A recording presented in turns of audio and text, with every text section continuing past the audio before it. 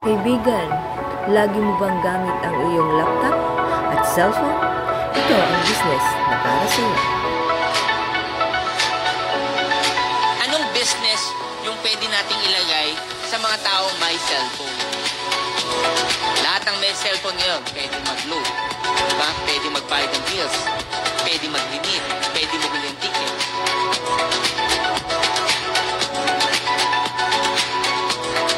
Come and join us and be a part of this business.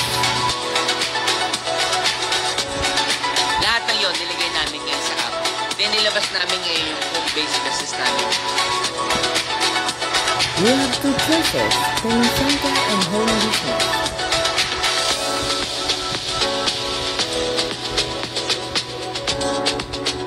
Sa bahay ka, kahit sa office ka, o man ang ginagawa mo, kahit hindi malaki kapital mo, pwede ka kung mag-negosyo ng unified products and services.